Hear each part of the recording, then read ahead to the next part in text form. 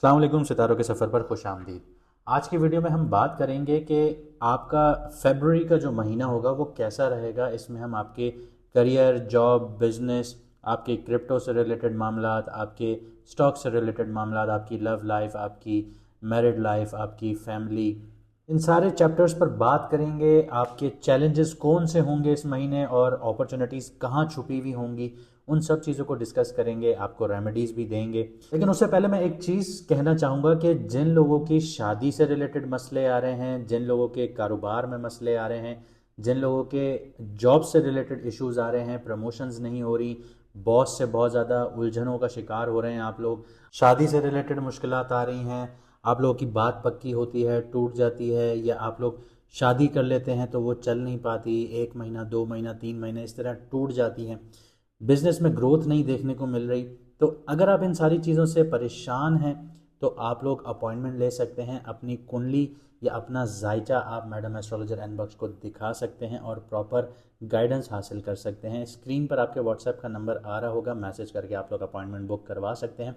जिन लोगों को अपना मून साइन नहीं पता वो कमेंट सेक्शन में अपनी ओरिजिनल डेट ऑफ बर्थ लिखें, आपको आपका मून साइन बता दिया जाएगा। आइए वीडियो को शुरू करते हैं।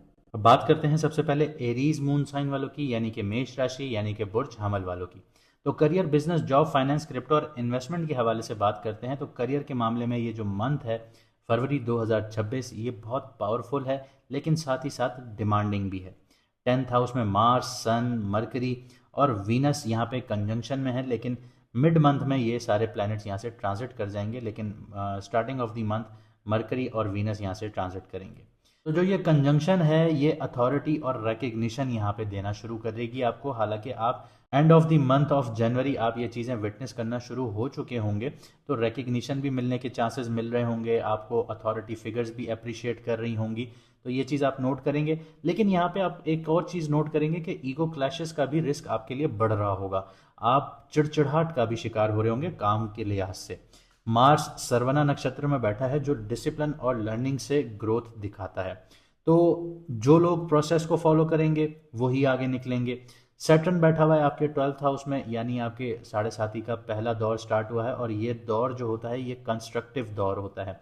इसमें इंसान को बहुत कुछ मिलता है, लेकिन ये वो दौर है जहाँ पे इंसान संभल नहीं पाता। तो इस दौर को बहुत अच्छे से यूटिलाइज कीजिएगा। यहाँ पे सैटर्न जैसे 12th हाउस पे बैठा है और अपनी 10वीं नज़र आपके 9th हाउस पर डाल रहा है, तो इसलिए आपकी लक जो है फिलहाल स्लो है, ठीक है। लेकिन यहाँ पे कंसिस्टेंसी अगर आप लोग रखते हैं तो आपका काम जितने भी हैं वो रुकेंगे नहीं, बनते चले जाएंगे, क्योंकि सैटर्न जो आपके साढ़े साथी के पहले दौर में एंटर करवा चुका है आपको, तो वो अब आपको डिवेलप कर रहा है, बना रहा है, फाउंडेशन बना रहा है। तो इस दौर में जिसकी फाउंडेशन स्ट्रांग हो गई वो आगे कामयाब होगा, लेकिन जिसकी फाउंडेशन यहाँ पे गड़बड़ा गई या जिसने 2 नंबरियाँ करना शुरू की, तो आगे जाके यही सैटर्न जो है वो आगे जाके इतने बुरे तरीके से शेक करेगा कि आप लोग फिर संभल नहीं पाएंगे। जुपिटर रेट्रोग्रेड है 3rd हाउस में, और 9th और 11th हाउस पर आपके नज़र डाल रहा है। तो ये आपके पुराने कॉन्टैक्ट्स, स्किल्स, यहाँ से अब आप लोगों को फ़ायदा हासिल होगा। अगर आप लोग स्किलफुल कोई जॉब परफॉर्म कर रहे हैं या बिजनेस में हैं, सर्विस इंडस्ट्रीज़ में हैं, या आपके अपने नेटवर्क्स के थ्रू आपके काम बहुत ज़्यादा चलते हैं, या दोस्तों के थ्रू आप डील्स हासिल करते हैं, तो इस टाइम पीरियड में आपको बहुत अच्छे मुनाफे हासिल होंगे। फाइनेंस और गेंस के लिए राहु आपके 11th हाउस में बैठा है, सप्तभिषा नक्षत्र में बैठा हुआ है, तो अनएक्सपेक्टेड इनकम या टैक्स से रिलेटेड अपॉर्चुनिटीज़ अब आप लोगों को मिलना शुरू होंगी, और टैक्स से मुराद आपकी टेक्नोलॉजी है। यहाँ पे एक और चीज़ बताता चलूँ कि जुपिटर जो है वो रेट्रोग्रेड है, तो इसकी वजह से आप लोगों को ओवर ऑप्टिमिज्म जो है ना उससे बचना होगा। आप भले पॉजिटिव रहें, आप ऑप्टिमिस्टिक रहें, लेकिन ओवर ऑप्टिमिज्म की तरफ नहीं जाना आप लोगों ने। 5th हाउस में आपके केतु बैठा हुआ है, तो स्पेक्यूलेशंस जितनी भी आपकी डील्स हैं, स्पेक्यूलेटिव इन्वेस्टमेंट्स हैं, या क्रिप्टो है, या स्टॉक्स हैं, इनसे अगर आप लोग जितना जुड़ेंगे उतना आप लोग नुकसान उठाएंगे, और जितना इनसे दूर जाएंगे, मतलब आप इनमें इंटरेस्ट शो नहीं करेंगे, उतनी ही आपको अपॉर्चुनिटीज़ मिलेंगी। शॉर्ट टर्म जो लोग ट्रेडिंग कर रहे हैं वो नुकसान उठाएंगे क्योंकि केतु बैठा हुआ है, और जो लोग रिसर्च बेस्ड इन्वेस्टमेंट्स करेंगे वो यहाँ पे अच्छा खासा मुनाफा कमा सकते हैं क्योंकि केतु दे के भी जाता है। लो रिस्क अगर आप लोग अप्रोच रखते हैं तो वो आप लोगों के लिए बेटर रहेगी। 15 से 18 फेब के बीच में मून कैप्रिकॉन और एक्वेरियस में मूव करेगा, तब फाइनेंशियल प्लानिंग के लिए आपके लिए अच्छा टाइम होगा। आगे बढ़ते हैं, आपकी लव लाइफ और रिलेशनशिप्स के बारे में बात करते हैं। तो लव और रोमांस थोड़ा ड्राई और कंफ्यूजिंग जो है वो फील होगा आप लोगों को, क्योंकि फिफ्थ हाउस आपका लियो है, इसमें केतु बैठा हुआ है, वो भी पूर्वा फल्गुनी नक्षत्र में बैठा हुआ है और उसके पहले पड़ाव में बैठा हुआ है। तो यहाँ पे आपको इमोशनल डिस्टेंस और एक्सपेक्टेशंस जितनी भी हैं वो कहता है कि यहाँ पे आप लोगों ने कम से कम रखनी है। अगर रिलेशनशिप में हैं तो आप या पार्टनर जो है वो थोड़ा सेल्फ कंफ्यूज लग सकते हैं, अपने आप में खोए हुए लग सकते हैं, सेल्फ लव की तरफ जा सकते हैं। मार्स की जो 8वीं नज़र है वो आपके 5वें घर पर पड़ती है, तो यहाँ पे पैशन भी जनरेट हो जाता है। लेकिन इम्पल्सिव रिएक्शंस जो हैं वो यहाँ पे आप लोगों को उससे बचना है, क्योंकि मार्स भी फायरी है, केतु भी फायरी है। तो यहाँ पे एग्रेशन बहुत ज़्यादा बढ़ेगा और इम्पल्सिव रिएक्शंस देखने को मिलेंगे। मैरिज और पार्टनरशिप्स के लिए जो 7th हाउस है वो वैसे तो आप लोगों का खाली है, लेकिन उसका जो मालिक है वो आपके 11th हाउस में जा चुका है। तो अब आपको रोमांस भी चाहिए। अब आप लोगों की अगर एक शादी हुई हुई है तो आप दूसरी शादी की तरफ भी जाएंगे। आप लोगों का दिल करेगा कि आप लोग दूसरे पार्टनर की तरफ जाएं, शादी करें, आप लोग रोमांस की तरफ जाएं, आपके दूसरे अफेयर्स हों, तो यहाँ पे अब ये चीज़ें एक्टिवेट हो जाएंगी आप लोगों के लिए। अगर आप लोग अपने पार्टनर के साथ सिंसियर रहना चाहते हैं तो ऑनेस्ट कम्युनिकेशन अब करनी होगी आप लोगों को, मिसअंडरस्टैंडिंग्स क्लियर रखनी होंगी। और जो हजरात, मैं आप लोगों को अभी से एक वार्निंग भी दे देता हूँ कि जो हजरात इस चीज़ के पीछे भागेंगे कि वो दूसरी शादी करें, क्योंकि अब आप लोगों के हालात एक कंस्ट्रक्टिव वे में बनना शुरू होंगे, आप लोगों की चीज़ें बनना शुरू होंगी। तो जो हजरात अभी शादी करने के पीछे भागेंगे वो आगे जाके बहुत पछताना शुरू करेंगे। ये मैं आपको बाद में बताऊंगा, क्योंकि यहाँ पे सिर्फ हम मंथली हॉरोस्कोप डिस्कस कर रहे हैं। तो ऑनेस्ट कम्युनिकेशन आप लोगों ने रखनी है अपने पार्टनर के साथ अगर आप अपना रिश्ता बचाना चाहते हैं। मिसअंडरस्टैंडिंग्स क्लियर कीजिएगा सारी।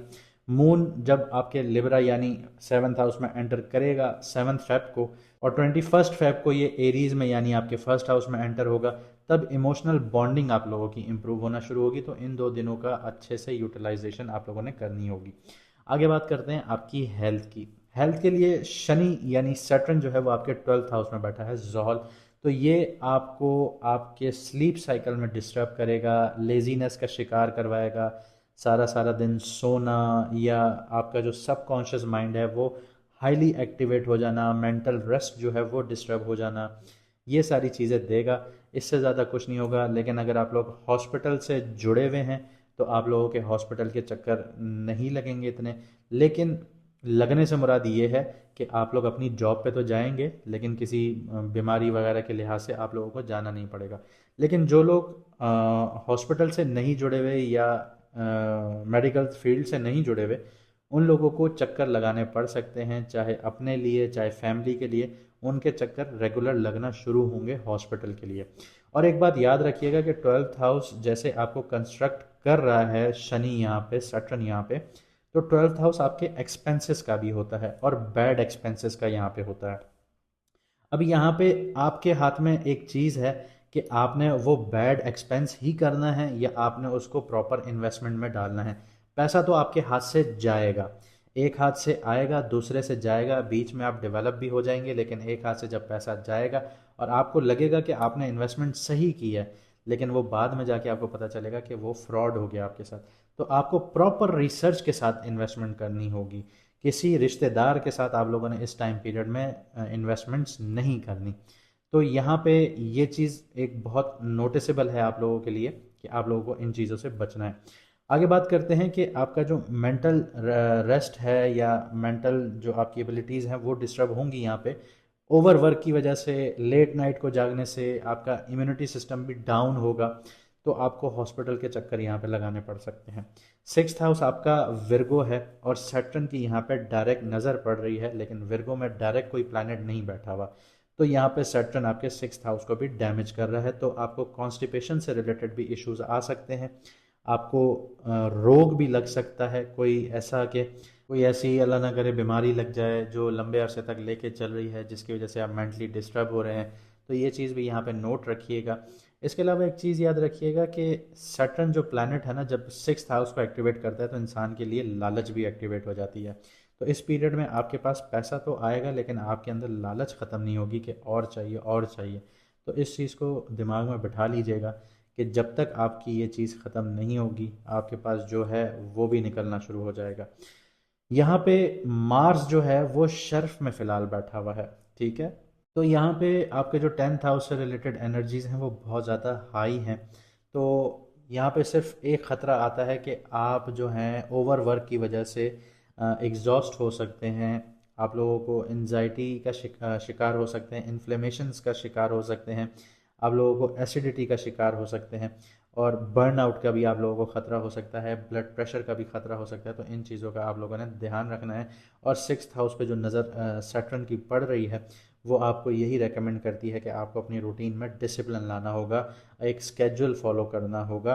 कि अगर आप लोग स्केड्यूल फॉलो करेंगे, डिसिप्लिन लेकर आएंगे, तो आपकी रूटीन जो है और आपकी जो लाइफ है वो यहाँ पे बनना शुरू हो जाएगी, कंस्ट्रक्टिव वे में आगे बढ़ना शुरू हो जाएगी। और जितने भी बीपी टाइप इश्यूज़ हैं, हेडेक्स टाइप जो इश्यूज़ हैं, उनका बहुत ख्याल रखना है आप लोगों ने। आगे बढ़ते हैं, चैलेंजेस और अपॉर्चुनिटीज़ की बात करते हैं। तो सबसे बड़ा चैलेंज आप लोगों के लिए वर्क लाइफ का बैलेंस बनाना होगा। 10th और 12th हाउस की जो एक्टिवेशन है वो आपको या तो एक्सट्रीम वर्क में ले जा सकती है या फिर एग्जॉशंस में लेकर जा सकती है। लेकिन यहाँ पे अपॉर्चुनिटी आप लोगों के लिए ये है कि मार्स जो है वो शर्फ में है। अगर डिसिप्लिन अप्रोच के साथ, सब्र के साथ आप लोग आगे बढ़ेंगे, स्ट्रेटजी के साथ आगे बढ़ेंगे, तो फेब्रुअरी जो है वो लॉन्ग टर्म करियर फाउंडेशन बहुत ज़्यादा स्ट्रॉन्ग करना शुरू करेगा आपके लिए। 21 फेब के बाद मून जब एरीज में आएगा तो पर्सनल आप लोगों के लिए ज़िंदगी में क्लैरिटी बढ़ना शुरू हो जाएंगी। अब बात करते हैं कुछ रेमेडीज़ की। तो सबसे पहले मैं आपको यही गाइड करूंगा कि आप लोगों ने डेली जर्नलिंग करनी है, ताकि जो आपका माइंड क्लटर हुआ हुआ है वो डी क्लटर हो। देखें, सफाई जैसे निफ्स ईमान है ना, इसी तरह आपको अपना दिमाग साफ सुथरा रखना होता है। जब तक आपका दिमाग साफ सुथरा नहीं होगा आपको आगे का पता नहीं चलेगा कि आपने आगे जाना किस तरफ है। जब आप एक के बाद एक उलझन में फंसे रहेंगे तो आप कभी भी आगे नहीं बढ़ पाएंगे। तो सबसे पहले आपको डी क्लटरिंग करनी होती है, डेली जर्नलिंग करनी होती है। आपके दिमाग में कोई भी मसला चल रहा है, कोई भी इशू चल रहा है जिसकी वजह से एक मसला एक टेंशन, एक मसला एक टेंशन चल रही है, तो उसको लिखना शुरू करें। जब आप लिखेंगे तो आपके सामने एक चीज़ आ जाएगी कि मेरे साथ ये मसला है।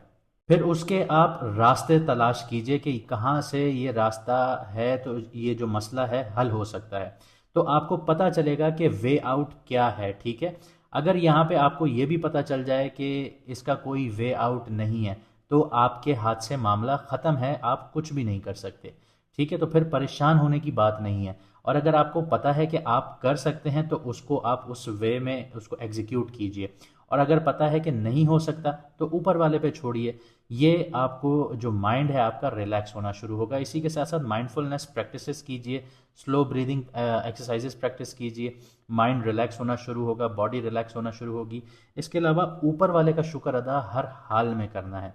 उसने जितनी हमें नेमतें दी हैं वो हम उसका जितना शुक्र अदा करें वो कम है। जब जब आप शुक्र अदा करेंगे तो वो आपको और ज़्यादा नवाजेगा। और इसके अलावा एक चीज़ अपने दिमाग में बिठा लें कि हफ्ते में एक दिन, रोज़ नहीं कहूँगा, एक दिन कहूँगा, कि एक दिन ऐसा बांध लें कि जो आप खाना खुद पसंद करते हैं वही खाना, वही क्वालिटी आप अल्लाह के नाम पे सदका या दान करें। ये आपको बहुत हेल्प करेगी। ये चीज़ आपकी ग्रोथ के लिए बहुत अच्छी है, आपके रिस्क के लिए बहुत अच्छी है। क्योंकि आप अगर कुरान पाक उठा के देखें तो कुरान में भी अल्लाह ताला बार बार कहते हैं कि गरीबों को खाना खिलाओ। तो ये आपकी एस्ट्रोलॉजिकल रेमेडी भी है और ये कुरान में भी आपके लिए रेमेडी है। इसके अलावा प्रॉपर रेस्ट लीजिए, हाइड्रेशन अपनी अच्छी रखिए और मॉडरेट फिजिकल एक्टिविटीज़ में भी इंडल्ज हुई। अब जाने से पहले मैं सिर्फ आपसे इतना कहूँगा कि अगर आप हमारी लाइफ को ज्वाइन करेंगे तो आपको सब्सक्राइब करना पड़ेगा। हमारे काफ़ी व्यूअर्स हैं जो बिना सब्सक्राइब किए व्यू करते हैं, लेकिन जिस दिन हम लाइव आएंगे आप वहाँ पे कमेंट सेक्शन में सवाल नहीं पूछ पाएंगे।